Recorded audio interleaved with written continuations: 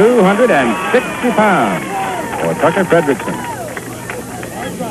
Now the two big guys are coming up. Lou Ferrigno, well, that's not all that positive, was it? But he got it up and he held it just fine and stays in at 260. And this 24-year-old is fast becoming a major story in athletics. Two-time Mr. Universe, winning in 73 and again in 1974, and proving here at the Superstars that he is no ordinary athlete. He lost most of his hearing when he was 3 years of age from an ear infection, but he dug in as a little guy. He went to lip reading school and found his way into bodybuilding. At age 14, he was 5'11", 150 pounds. Today, he powers 6'5", and when he won his second Mr. Universe title, he weighed right about 280 pounds. He's a sheet metal mechanic, and he is very good at his trade. It took some special grit for him to fight his way past the lack of hearing growing up, but he talks forthrightly about it.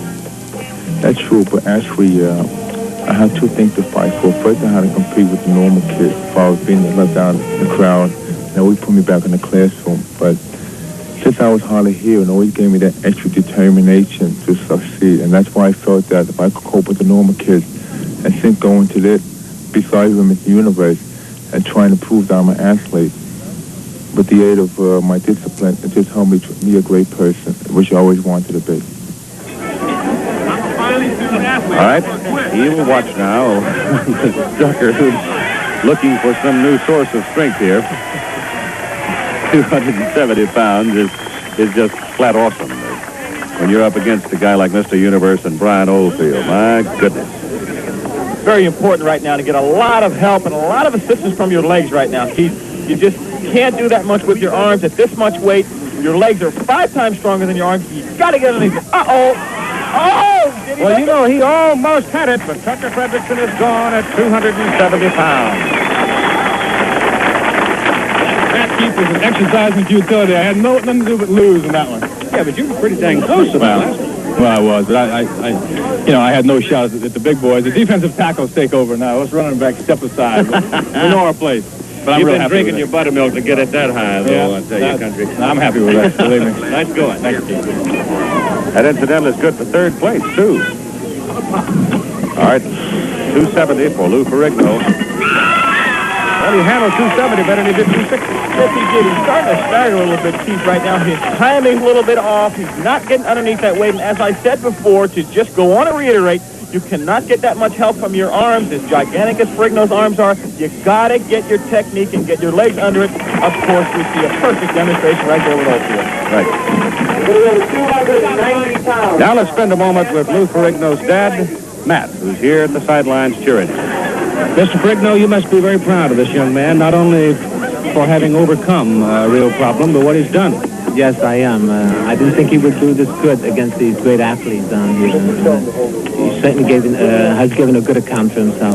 As he grew up, was he as dedicated and growing up to succeed as he appears to be now? Oh, yes. In everything he has tried, he has a lot of self-discipline, and he's a really dedicated worker in everything he does. And he turned to bodybuilding, and he gave it everything he had, and I guess his title has shown that.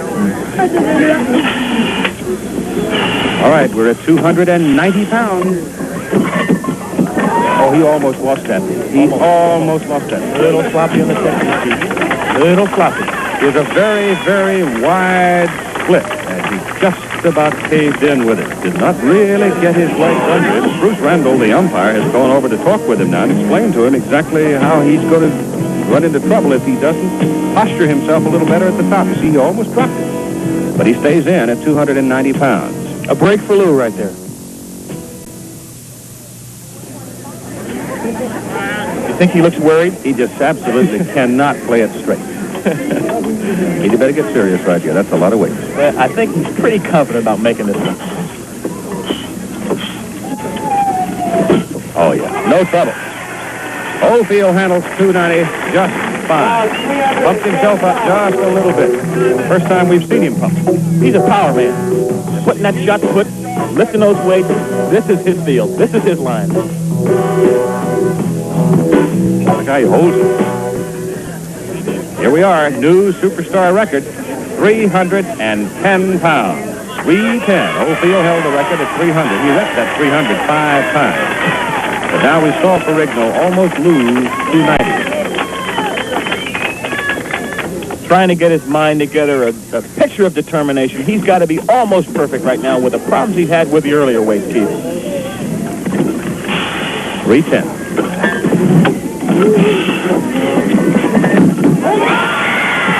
I don't know if it's good or not. Now, he had the same trouble at 310 he had at 290. He's never really quite froze it at the top. And we're waiting. No, it is not a good lift. No. Ferrigno is going to finish in second place if Oldfield handles it all right. If? Oh, he doesn't do it. So Brian Oldfield sets a new superstar weightlifting record, winning at 310 pounds. Oh, that is something, isn't it? Okay, the results of the weightlifting.